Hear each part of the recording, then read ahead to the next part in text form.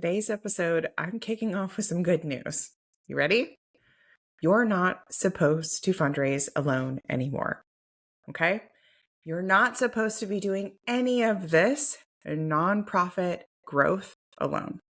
So today is going to be focused on that core principle, that core trend, that core value that we teach in both of our programs. So whether you're a solo shop executive director, a part-time CEO, part-time founder, or you're scaled up into the multi-millions and you're like, Christina, we have a director of development. Christina, we have our ED who does all the fundraising.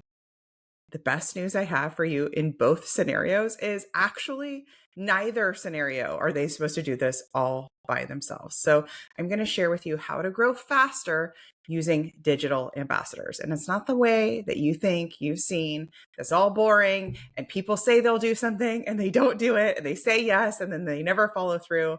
Okay, I'm going to help you see how to stop fundraising alone and actually lead a team of super fans, believers, and advocates for your mission. So if you're still doing it solo, regardless of your actual org size and org chart, you're actually slowing your mission down. Now, I had back-to-back coaching calls with several amazing nonprofit founders and fundraisers, and I knew I had to record this episode. Okay. So while the size and cause area of the two organizations were very, very different, the through line was the same. So here's the truth. Fundraising in 2025 and beyond cannot be a one-person job. So the solo fundraiser era is over. And yet, even larger organizations are stuck in the trap of the development person will handle it. This person over there will handle it. She's got it covered, while everyone else stays quiet in their own little lane, own little zone. But that mindset, it is a growth killer. If you want to scale now, impact more people now, fundraising needs to be a team support inside your organization. And here's the huge distinction: outside, public facing, across your community, because it's no longer about just broadcasting louder. It's about multiplying your voices, your advocates, your energy. I'm going to say that again. Fundraising is no longer about broadcasting louder. It's about multiplying your voices, your advocates, and your energy. That's how you bring people in. Somebody said to me on the earlier call, so for our followers, and actually social media isn't really driving donation. I was like, stop, hang on. Remember how I teach. I do not teach you to create beautiful content and put it on your social networks and then cross your fingers. We flip it on its head. That's what we do with the social street team method. So instead of you creating amazing content that no one sees or 1% of your audience sees thanks to the algorithm, you actually have a team of ambassadors and digital advocates who are bringing up awareness, who are using their voice, their platform to drive awareness, donations, enrollment for your cause. And if you're thinking, cool, maybe later, let's focus on this over here and we'll get to that later, Christina. No, if you don't build that team now, not only do you lose momentum and attention in this noisy, faster world, you're just putting yourself last in line. Like, don't be the last adopter of this, right? Don't give yourself like a natural back seat to something that could be helping you now. So let's dig into some of the most common reasons why I see teams, boards, stakeholders, staffers resist. Here's what this looks like. We tried peer-to-peer once. It didn't really work. This sounds like more work. I don't have time for it. Our team's already maxed out. I'm maxed out. We don't have a big enough audience. Yeah? Who would even work with us anyway? Who would even be our ambassador anyway? But the truth is this: 73% of Gen Z and millennials actually say they prefer influencing for good over simply donating. This is a new stat. This is from LinkedIn for Good in 2024. So that's 73% of Gen Z and millennials. They do want to use their networks, their voices for good, just over donating, and you're not letting them. You're not inviting them in. You don't have a way to make this a simple yes for them. And 53% of Americans now say, this is huge, they trust personal referrals more than they trust nonprofit marketing. This is from the Edelman Trust Barometer in 2024. That's 53% personal referrals. And if you drill down on that, sure, I always trust personal referrals first over a Google search, or even if, let's drill down. Let's say I'm looking for a wonderful allergist for my child. True story. What am I going to do? Am I going to take it to Google and type in allergist Atlanta? I could. That's an option. Or am I going to go to the pediatrician and ask for a referral? Go to another mom and ask for a referral? Go to a mom group and ask for a referral, right? People I already know, like, and trust, people who have firsthand experience, right? In that cause area. It makes so much sense. So if you're not activating your community to advocate for you, you're going to be invisible. It's going to feel hard. It's going to feel like that fundraising is a solo sport because you're making it a solo sport. Do you see that sort of like self-fulfilling prophecy, right? Is that like you wish other people would help you fundraise, but you're not getting other people to help you fundraise because you're not inviting them in, because you're telling yourself you don't have enough time, because you're telling yourself I wouldn't, they'll say no, or it's too hard, or blah, blah, blah, blah, blah, or maybe later. And then you continue fundraising all by yourself. The problem is donor behavior has shifted and it's not changing. It's not slowing down. It's not going to make like a U-turn and go back to the way it was in 2004.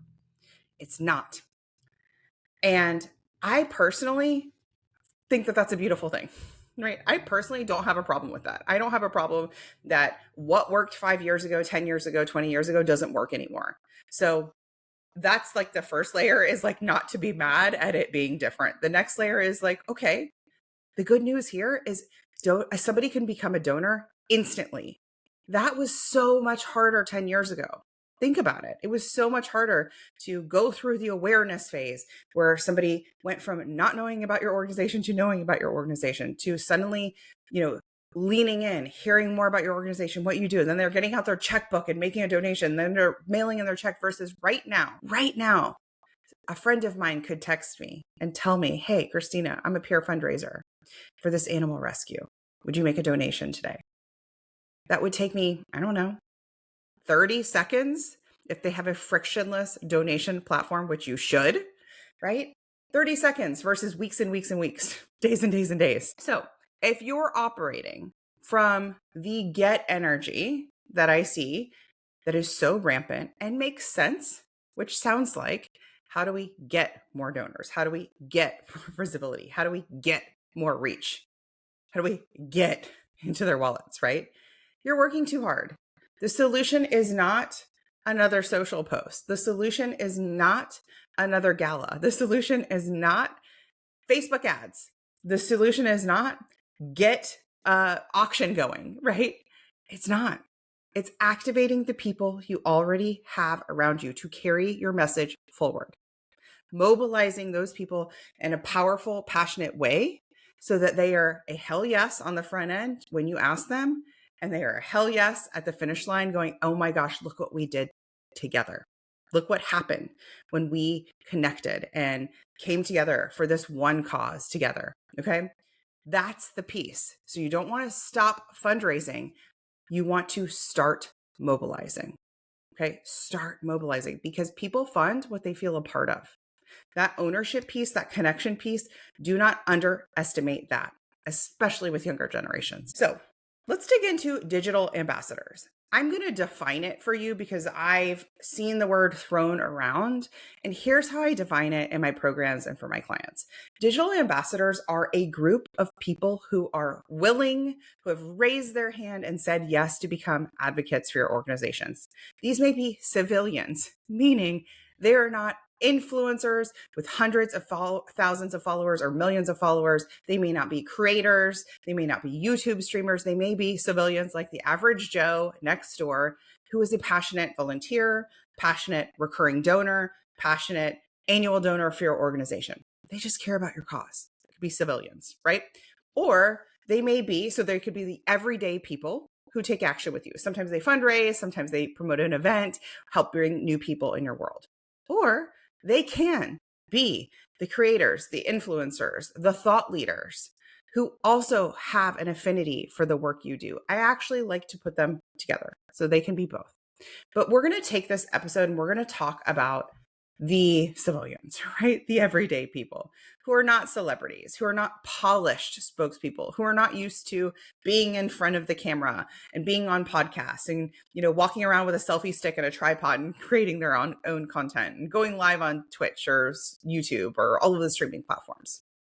These are your best donors, volunteers, board members, alumni, advocates, people who already trust you and who are willing to invite others in. Why are they willing to invite others in? Because they care about your cause. I was just talking to an animal rescue, and she was talking about those people, those digital ambassadors, and they are also donors. So there's like that crossover. And, they have a fundraiser coming up. So we're talking about that fundraiser and the perfect people who would be ideal for her ambassadors. They're already there. They're already in her ecosystem. Now, here's the important part. And here's how it is so time saving, so energy saving, and so efficient in helping your organization grow. It doesn't cost you $1. It doesn't cost you $1 to create a wildly profitable partnership like this, a partnership with digital ambassadors, a partnership with influencers. It doesn't cost extra. There's no ad cost behind it, right? And yet, so many people aren't doing it. So let's talk about some realistic ways this could look in the wild. What does this look like in real life? This could be layering on peer-to-peer fundraising with your next campaign. Okay. So this could be with that identified group of people, those ambassadors we just talked about. So instead of hoping that they donate, you invite them to fundraise with you, helping guide them along. So it is so easy. And again, you're not in that get energy. It is like collaborative partnership energy. They own it, you support them. And think about the stickiness that creates, the connection that creates, that involvement when they say yes and they're part of your first peer fundraiser that hits its goal. And then your next one, and then your next one, and your next one, right? So that's what it could look like. It could look like awareness. So we have clients who are using this for awareness. They often have programs that are under enrolled. You could work with ambassadors to help you with this, right? So it could be content sharing. So for example, maybe you're an arts organization. So instead of blasting out a donate now or an enroll now from your main account, you could actually have artist ambassadors create their own content to lift up your program, to ask people to donate, to ask people to let people know when the next enrollment is for your classes, right? You have to give them the framework. You have to give them the tools to succeed. So they're not staring at a blinking cursor. And we do both of this. We're really focused on peer fundraising for newer organizations who are ready to figure out how to raise 5 figures every single time. That's what we do in the sprint method. For organizations who are really ready to scale up to $1 million plus, that's what we do in the club. That's where we layer on the influencer marketing piece. Okay. But it's really important at no point from solo shop ED to staffed up $2 million organization should you abdicate fundraising responsibility just to one person or two people. Okay. If you do, it will always feel like you're trying to refill a leaky bucket, right? It's like, all that energy to get donors in. And then you're also trying to nurture them. You're also trying to steward them. And you're also trying to do the awareness piece. And you're also trying to scale up because it costs more to put on your programs versus where's my fundraising team? Where's my fundraising army? Where's my advocates and ambassadors who are like, put me in, coach? So let's take a moment. Let's talk about the social street team activation. So you could use your street teamers of creators and influencers to have a hyper local specific result. So maybe you have a youth program or your organization is at a local community center. So instead of another gala, you bring in street teamers and ambassadors to attend the event, to tell the story of what the organization does, to set personal fundraising goals, right? Small actions across multiple networks. That's how we create massive momentum. If you've ever been noticed a really successful launch for a new restaurant, hot new restaurant in town, or a really cute boutique or something like that, what you may have seen was, wow, the buzz is everywhere. I saw it on the local news. I saw somebody post about it on Instagram.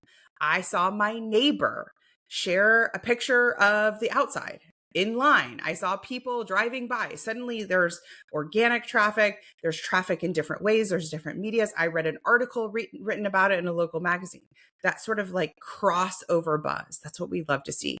Ambassadors can help you do that. And you can do it for $0 when you bring them in. Now, let's say your organization is working on event or program enrollment expansion. So you're trying to fill spots for a summer program or enroll participants in a new offering. Instead of relying on these same channels, social media, email, maybe ads, your staff, instead, you equip volunteers, alumni, families to personally refer and invite people in via their networks. Okay. Instead of blasting out your own content, hoping and praying that people just find you. Somebody else said to me this a few days ago. We're getting our website redone. So that'll help donations.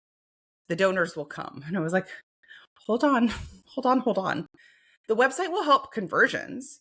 The website will help ensure that when people get there, if it is a great user experience, and if it is optimized, if it has a strong story and all of those elements, you may see an increase in donations. But the website, just flicking the lights onto the website, does not suddenly drop donors from the sky, right?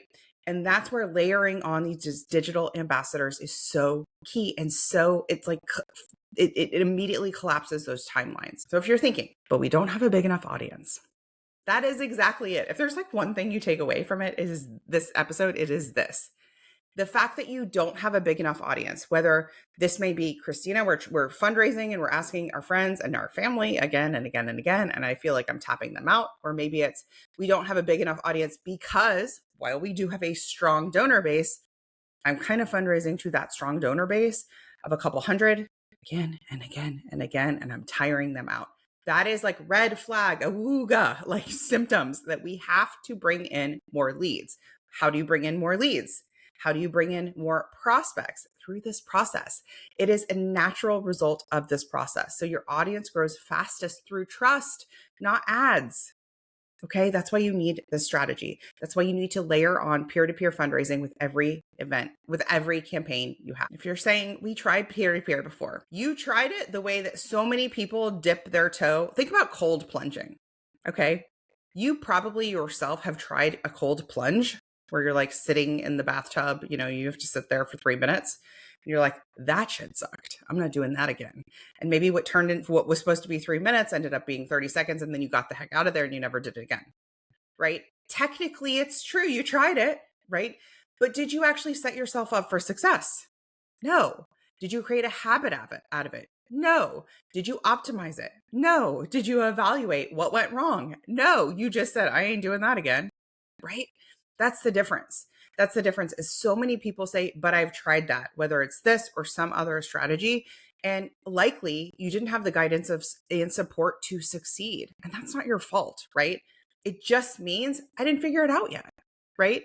It's like putting your shoes on the wrong feet. It's not that you can't figure out that the left shoe goes on the left foot, and the right shoe goes on the right foot.